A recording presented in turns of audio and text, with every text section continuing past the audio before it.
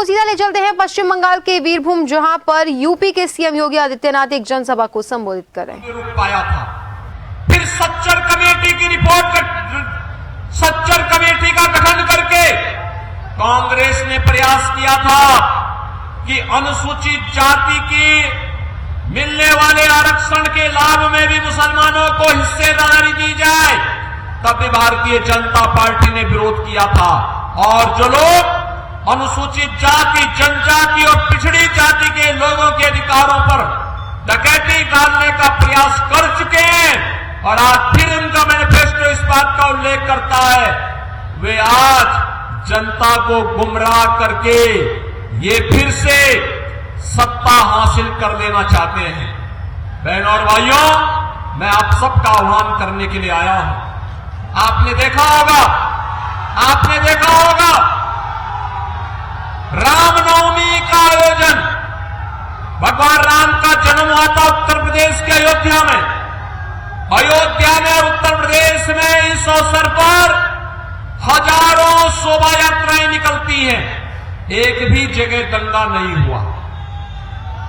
मुझे उत्तर प्रदेश में मुख्यमंत्री के रूप में सेवा करते हुए 7 वर्ष हो गए हैं, एक भी बार दंगा नहीं हुआ। उत्तर प्रदेश में एक भी बार दंगा नहीं हुआ, एक भी बार कर्फ्यू नहीं लगा, एक भी बार कहीं भी कोई न कर्फ्यू है न दंगा है। यूपी में सब चंगा है, यूपी में कुछ भी नहीं है। लेकिन बहनों और भाइयों, यहां रामनवमी के अवसर पर दंगे हुए, यहां बम चले हैं, दंगे हुए हैं, शोभा यात्राओं में तोड़फोड़ हुई है और कोई जय श्री राम बोलता है तो उसको यहां की सरकार गिरफ्तार करके बंद कर देती है।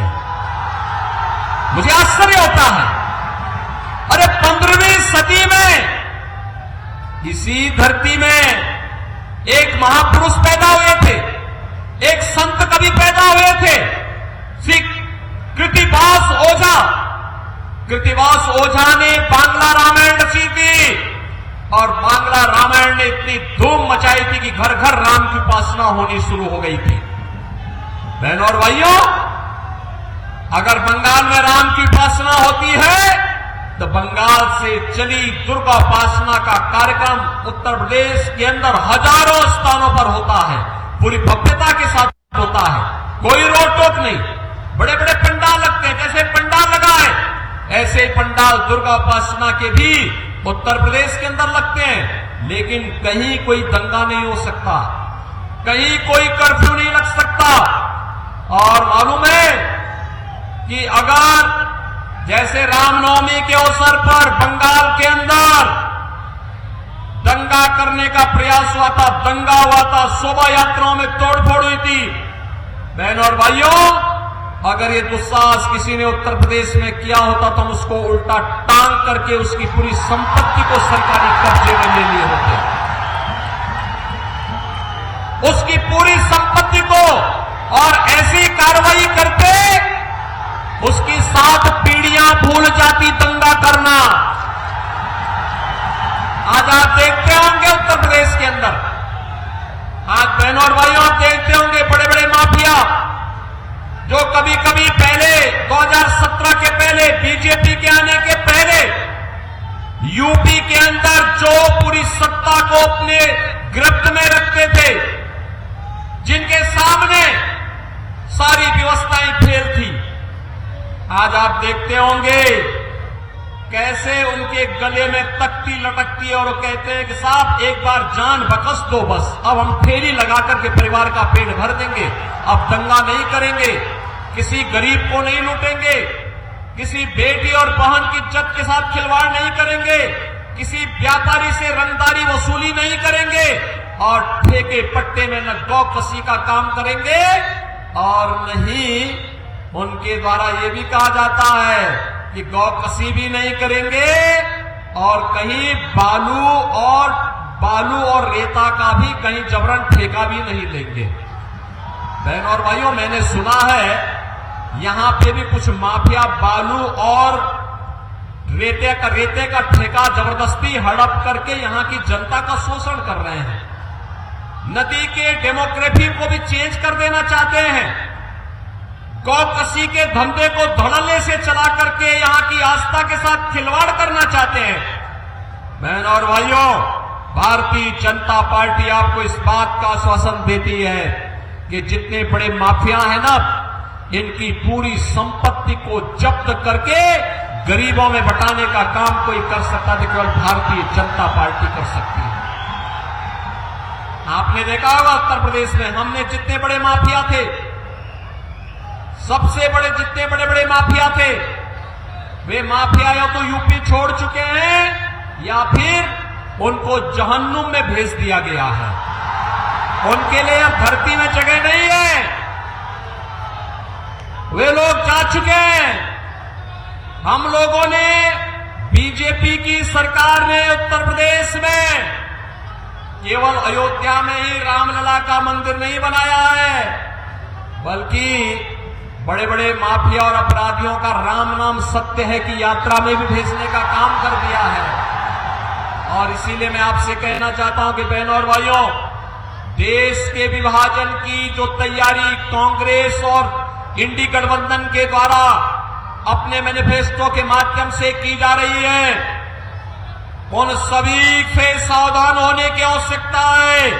और मैं तो आपसे एक बात और कहना चाहूंगा, बहनों और भाइयों, जब आप पे कोई संकट आता है, आप पे जब कोई संकट आता है, तब क्या तृणमूल का कोई व्यक्ति आपके पास आता है क्या हालचाल पूछने के लिए? जब ये दंगे होते हैं, तृणमूल कांग्रेस का कोई व्यक्ति आपका हालचाल पूछने के लिए आता है क्या? कांग्रेस का कोई व्यक्ति आता है क्या? कोई नहीं आएगा।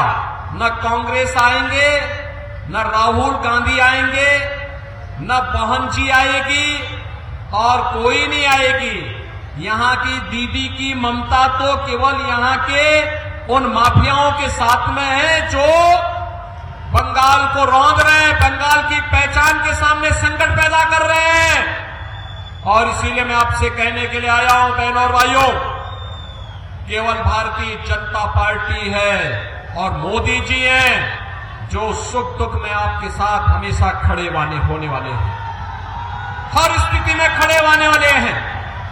आपने देखा होगा मोदी जी के नेतृत्व में भारत ने विकास की जिन नई प्रतिमान को स्थापित किया है।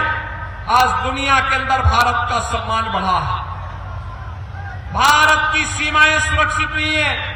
कांग्रेस नेतृत्व की सरकार थी, पाकिस्तान परस्त आतंकवादी भारत की सीमा का अतिक्रमण करते हुए भारत में आते थे, जगह जगह बम विस्फोट करते थे।